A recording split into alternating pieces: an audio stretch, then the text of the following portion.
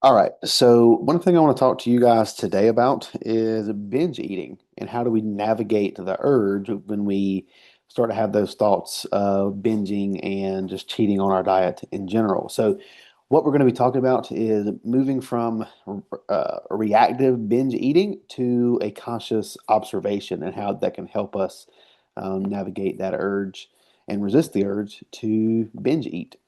So, one thing that we need to think about when we have these binging episodes is there are several different things that you can do to shift your mindset, take yourself physically, mentally, emotionally out of that scenario to get away from it and stop the binge. And we're going to talk about a couple of those examples here. So, number one is going to be don't fight the wave, surf it. So the logic here is that an urge is a physiological spike that it peaks and then it fades, right? And fighting it creates a tension. And if we just decide to sit back, watch it, and observe it, it's going to create a distance in between the want to binge and actually binging. So, what you can do in this scenario is practice it, name it out loud. I am experiencing an urge to binge. Now, granted, if you're in a workplace full of your peers, that may sound a little strange to do, blurt this.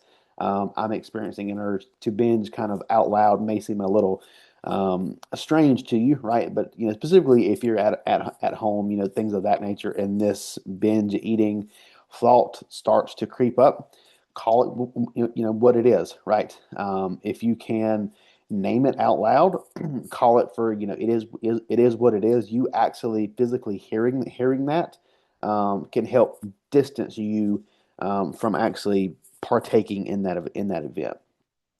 So what you can do is once you name it out loud of what's going on, go ahead and set a timer 10 minutes. Engage in a low friction pivot point activity such as listening to music, going outside for a walk, playing with your dog, whatever the case may be. After that 10 minutes is up, reassess if you still actually have the urge to binge eat or not. And nine times out of 10, that urge has vacated.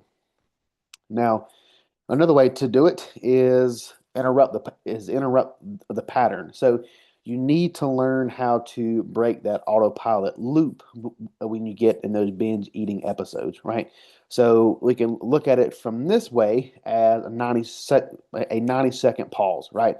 When the need to binge, that pull toward, that bag of chips, that box of donuts, that feels magnetic, and you're about to binge, you need to just completely break that circuit off. And we're talking about actual, physical sensory shocks here.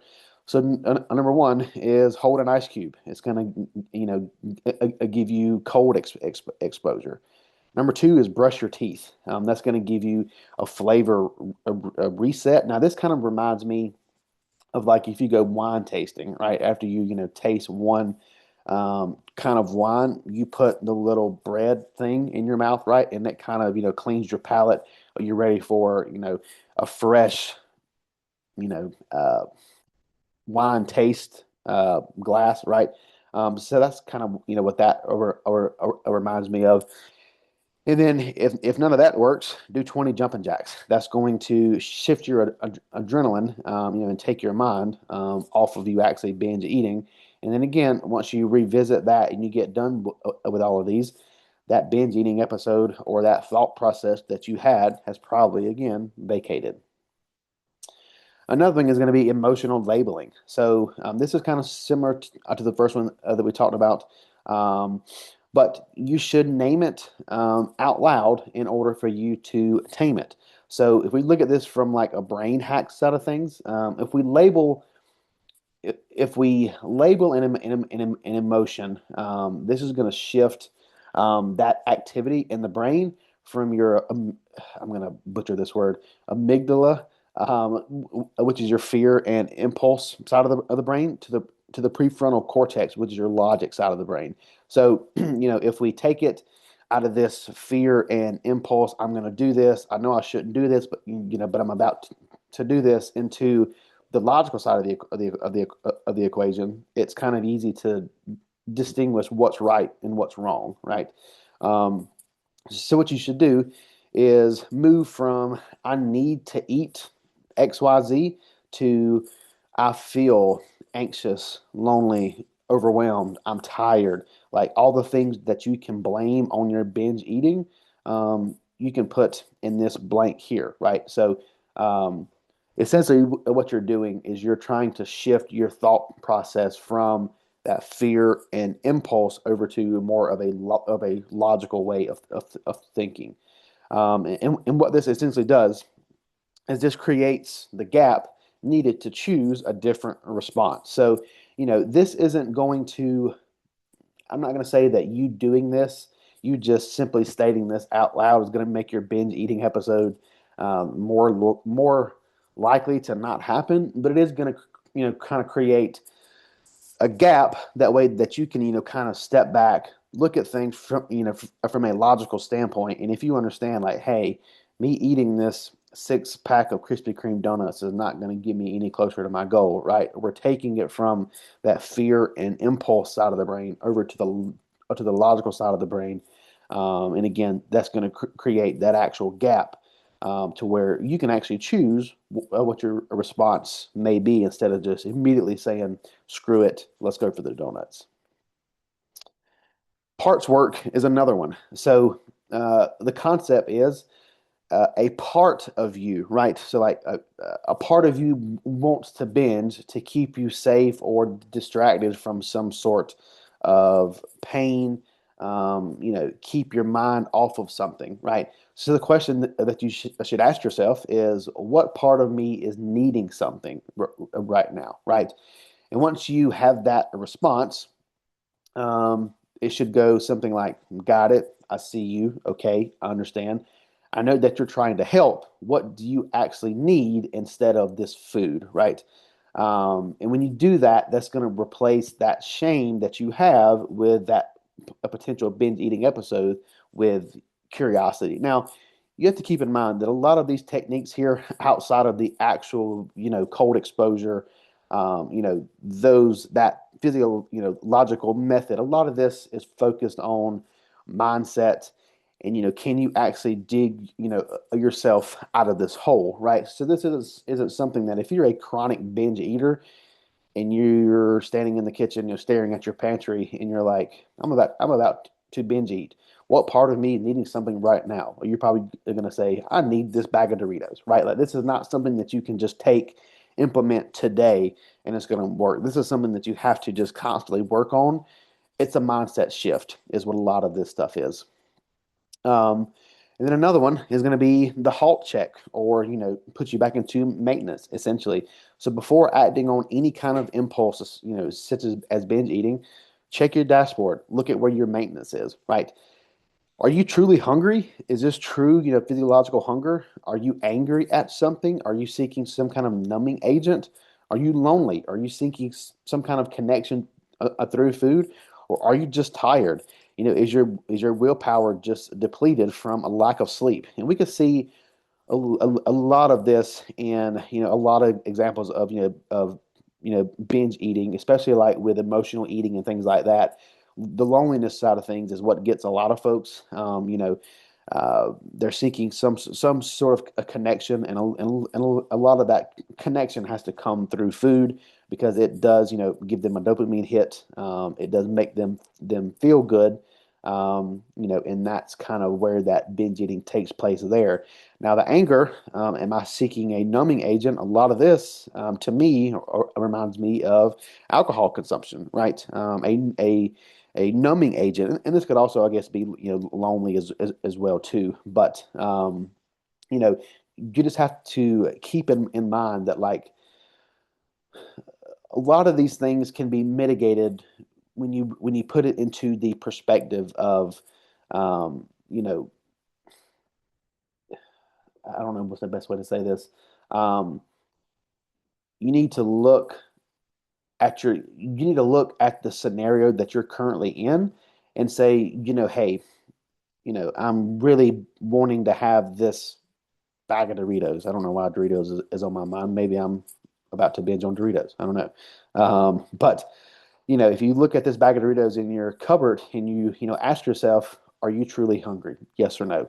Are you angry at something? Yes or no. Are you lonely? Yes or no. Are you tired? Yes or no.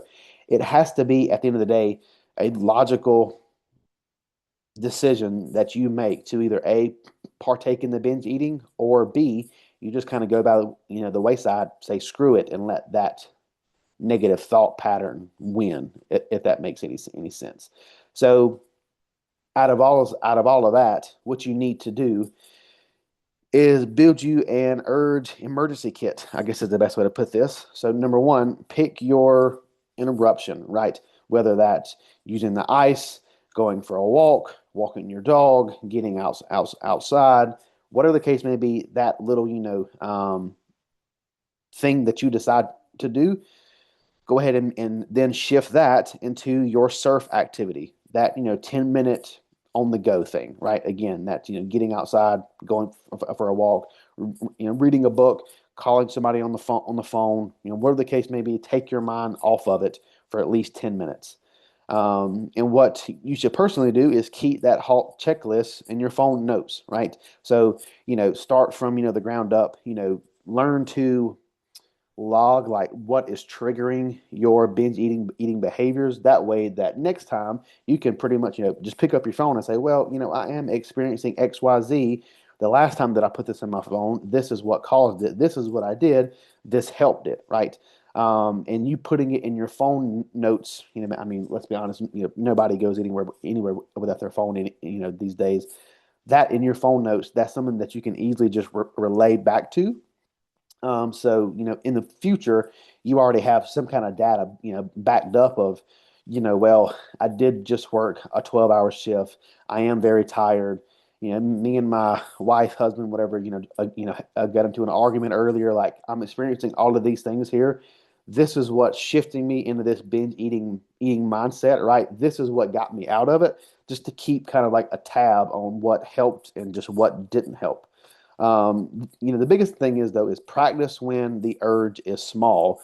This is kind of like what I was talking about earlier. You can't just go from a level 10 binger to a level one, not binging at all overnight, right? This is where you practice when the urge is small, level two, right? So that when stuff really hits the fan, it's 11:30 at night, you want a midnight snack and you grab the whole carton of ice cream, right? That's a level 10. That's when these implementation strategies just need, to come into play, especially if it's at this, a level 10 aspect of things. So, if you're looking at, trying to implement some kind of, weekly goal, some sort of, a weekly implementation to help you, fight the urge to binge eat, the goal, kind of like what I said earlier, is obviously progress. It's not going to be perfection. What you should do, is, as we've already talked about, identify those autopilot moments. What moment typically triggers you to binge eat?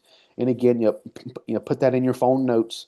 Um, and use that 90-second pause method at least 3 times a week. Use that in conjunction with the 10-minute walks, the if you really need like an actual physical one, use the cold exposure one, the adrenaline one. Use those things, but this is going to be the easiest one, is that 90-second pause method.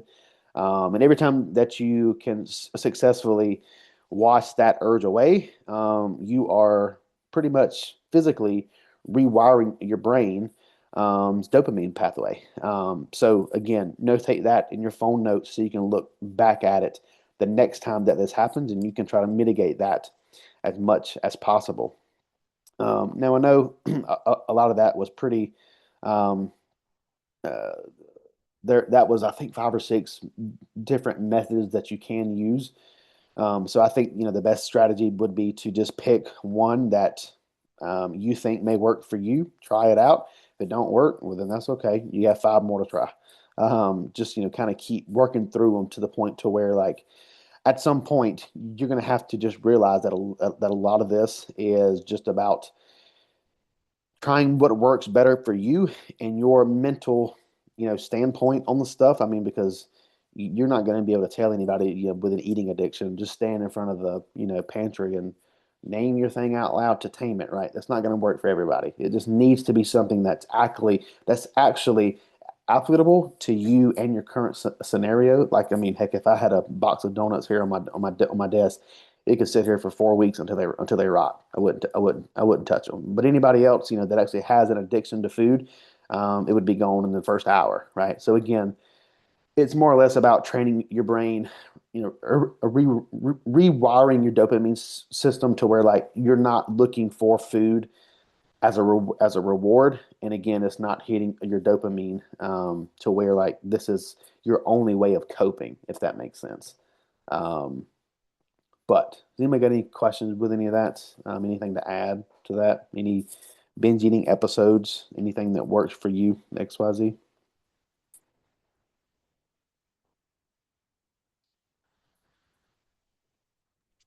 The only thing that I'll add is I know for me, like whenever I get to a point, I don't know that I've necessarily had like a binge like eating episode, but whenever I get to points where like I want to just like snack or eat or whatever, normally it's like out of boredom Yep. for me. So like the kind of doing the activity thing is always what helps me um, to kind of like take my mind off of that and like onto obviously a healthier habit and or something that would be more beneficial, I guess.